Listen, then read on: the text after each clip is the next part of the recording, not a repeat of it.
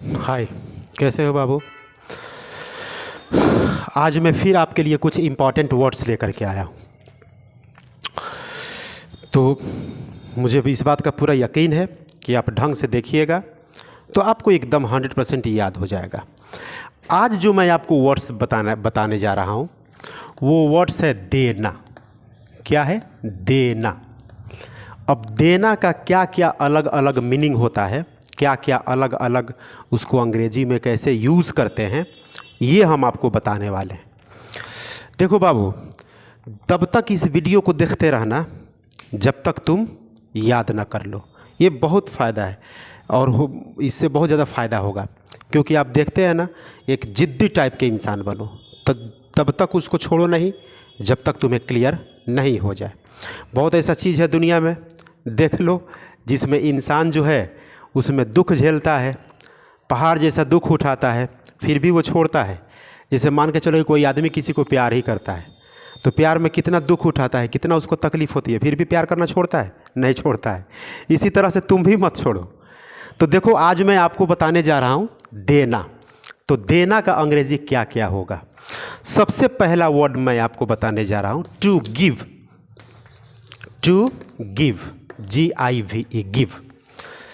तो जब आप किसी को कुछ देते हैं, कोई भी चीज़ आप किसी को कुछ देते हैं तो उसके लिए टू गिव आता है, यानी देना।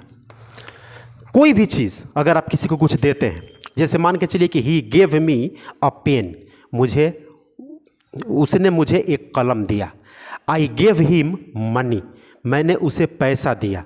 तो जब हम किसी को कुछ देते हैं या आप किसी को कुछ देते हैं तो उसके लिए क्या वर्ड आता है? गिव। तो गिव मीन्स देना, किसी को कुछ देना। तो ये हो गया हमारा गिव। अब देखिए, अब अगला word appear, TO2, appear, APPEAR, appear at the examination. To appear at the examination.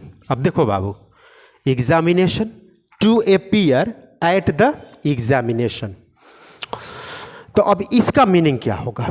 तो to appear at the examination का मतलब होता है परीक्षा देना। परीक्षा देना, इसका अर्थ क्या हो गया बाबू? परीक्षा देना। तो to appear at the examination. उसी तरह से टू गिव, देना। जब आप किसी को कुछ देते हैं तो वो हो गया टू गिव। और to appear at the examination यानी परीक्षा देना। I am appearing at the examination, मैं परीक्षा दे रहा हूँ। My brother is appearing at the examination, मेरा भाई परीक्षा दे रहा है। तो जब परीक्षा देने की बात आएगी तो वहाँ पे होगा अपियर एट द एग्जामिनेशन। यहाँ भी क्या आया? देना। तो मुझे नहीं लगता इसमें कोई दिक्कत है। फिर अगला वर्ड है टू डिसर्ट। देखो बाबू, DESERT, टू डिसर्ट। अब यहाँ पर अगला वर्ड हमारा मिला टू डिसर्ट। डिसर्ट, डिसर्ट का मतलब होता है किसी को दुख में छोड़ देना। जब आप किसी व्यक्ति को दुख में छोड़ देते हैं, दुख में उसका साथ छोड़ देते हैं, तो वहाँ पर टू डिसर्ट, टू डिसर्ट यानी दुख में साथ छोड़ देना। दुख में साथ छोड़ देना। तो यहाँ भी क्या आ गया आपका? देना। तो देख रहे हैं आप कैसे बदला? टू डिसर्ट, दुख में साथ छोड़ देना। जब कोई व्यक्ति आपका दुख में साथ छोड़ देता है तो वो क्या हो गया? To desert. अब इसमें भी कोई दिक्कत नहीं होगा। फिर देखिए, एक वर्ड आता है टू गिव अप। ये फ्रेज के रूप में यूज़ किया जाता है, to give up. To give up, give up का मतलब होता है छोड़ देना। इसका भी मतलब होता है छोड़ देना। लेकिन क्या छोड़ देना बाबू? इसमें भी देना आया। कोई बुरी आदत छोड़ देना, कोई किसी चीज़ का आपको लत लग गई है उसको छोड़ देना। जैसे ही गेव अप स्मोकिंग, उसने धूम्रपान करना छोड़ दिया। तो धूम्रपान करना एक बुरी आदत है, बुरी लत है, तो उसको छोड़ दिया। तो जब आप किसी बुरी आदत को छोड़ देते हैं तो उसके लिए आता है टू गिव अप, छोड़ देना। तो मुझे नहीं लगता कि इस वर्ड में आपको कोई दिक्कत होगा। टू गिव यानी देना, किसी को कुछ देना ही गेव मी मनी, उसने मुझे पैसा दिया। To appear at the examination, यानी परीक्षा देना। My brother is appearing at the examination, मेरा भाई परीक्षा दे रहा है। फिर टू डिसर्ट, किसी का दुख में साथ छोड़ देना। किसी के साथ आप हैं, जब उसको दुख पड़ा तो आप उसका साथ छोड़ दिए, इसका मतलब कि टू डिसर्ट, तो छोड़ देना, देना। फिर यहाँ पर टू गिव अप, छोड़ देना, यानी कोई आदत छोड़ देना, जिसे ही गिव अप स्मोकिंग नहीं है। आगे देखते हैं। अगला वर्ड देखो बाबू, to post a letter. To post a letter. अब यहाँ पर देखिए, अब यहाँ पे इसका मतलब हुआ चिट्ठी छोड़ देना, चिट्ठी छोड़ देना। To post a letter. तो जब आप पोस्ट ऑफिस में किसी लेटर को छोड़ते हैं तो उसके लिए वर्ड आता है ही टू पोस्ट अ लेटर, चिट्ठी छोड़ देना। जैसे प्लीज पोस्ट माई लेटर, कृपया मेरा चिट्ठी छोड़ दीजिएगा। तो यहाँ पर टू पोस्ट अ लेटर यानी चिट्ठी छोड़ देना, तो इसमें भी कोई दिक्कत नहीं है। फिर अगला वर्ड आपका देखिए, टू रिजाइन अ पोस्ट। अच्छा, पोस्ट का मतलब होता है बाबू यहाँ पर पोस्ट का मतलब हुआ यानी पदवी, किसी पद को छोड़ देना।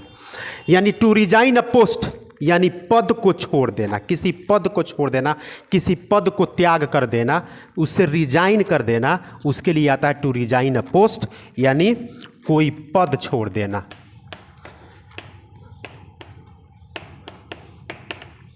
कोई पद छोड़ देना। तो मुझे नहीं लगता कि इसमें कोई दिक्कत। टू पोस्ट अ लेटर, चिट्ठी छोड़ देना। कहाँ? तो भाई डाकघर में चिट्ठी छोड़ देना। टू रिजाइन अ पोस्ट, कोई पद छोड़ देना। क्या छोड़ देना भाई? तो कोई पद छोड़ देना। फिर अगला वर्ड देखते हैं। फिर अगला वर्ड आता है टू थैंक। टू थैंक, देखो बाबू, टू थैंक का मतलब होता है धन्यवाद देना।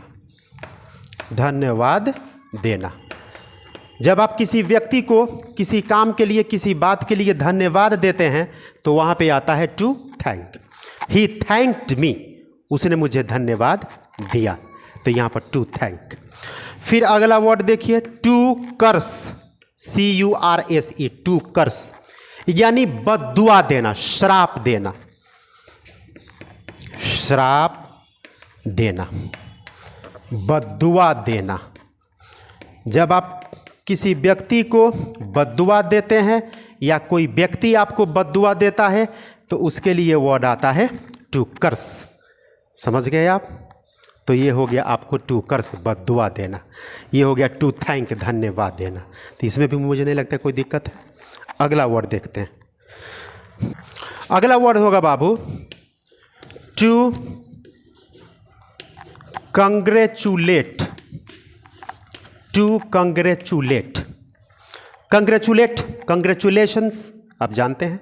तो टू कंग्रेचुलेट यानी बधाई देना। जब आप किसी व्यक्ति को किसी चीज़ का बधाई देते हैं तो वहाँ पर टू कंग्रेचुलेट आता है। तो यहाँ पर देना यानी बधाई देना, तो क्या आया? To congratulate. तो इसमें भी मुझे नहीं लगता कि कोई दिक्कत है। फिर अगला वर्ड है हमारा टू कंसोल। टू कंसोल का मतलब होता है सांत्वना देना। सांत्वना देना या धीरज देना। टू कंसोल, सांत्वना देना या धीरज देना। जब हम किसी व्यक्ति को किसी बात के लिए सांत्वना देते हैं, धीरज देते हैं, हिम्मत देते हैं, तो उसके लिए आता है टू कंसोल यानी देना। तो क्या देना? सांत्वना देना या धीरज देना। फिर अगला वर्ड हम लोग देख, फिर है to lend, LEND, lend. To lend, to lend का मतलब होता है बाबू उधार देना। क्या होता है? उधार देना। जब आप किसी को उधार देते हैं तो उसके लिए वर्ड आता है टू लेंड यानी उधार देना। फिर आगे देखिए, फिर अगला वर्ड है to hold out a hope. To hold out a hope यानी आशा देना, किसी को आशा देना।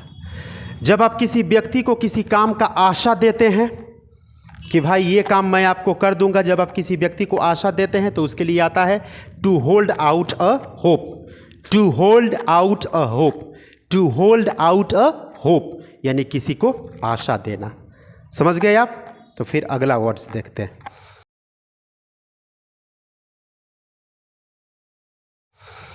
अब देखिए अगला वर्ड है to water. To water, to water means होता है पानी देना। अब कहाँ पानी देना? तो पेड़ पौधों में, पेड़ पौधों में, पेड़ पौधों में पानी देना। जब आप पेड़ पौधों में पानी देते हैं तो उसके लिए वर्ड आता है टू वाटर।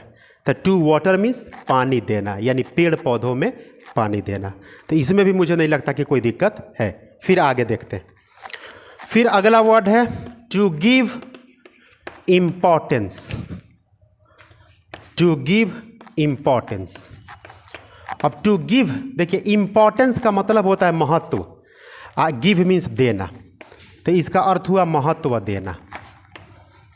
तो जब कोई व्यक्ति किसी व्यक्ति के काम को या किसी व्यक्ति को महत्व देता है तो उसके लिए वर्ड आता है टू गिव इम्पोर्टेंस, यानी महत्व देना। तो क्या हुआ? To give importance. तो यहां भी मुझे नहीं लगता है कोई दिक्कत है। टू गिव वर्ड या to make promise, to give word या टू मेक प्रोमिस, यानी जुबान देना।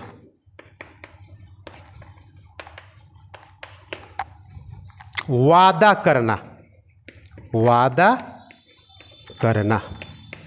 तो टू गिव वर्ड या टू मेक प्रॉमिस, जब आप किसी को किसी बात के लिए जुबान देते हैं, जब आप किसी को किसी बात के लिए वादा करते हैं तो उसके लिए मीनिंग आता है to give word, to make promise. तो बेटा इतना वर्ड मैंने बताया देना पर।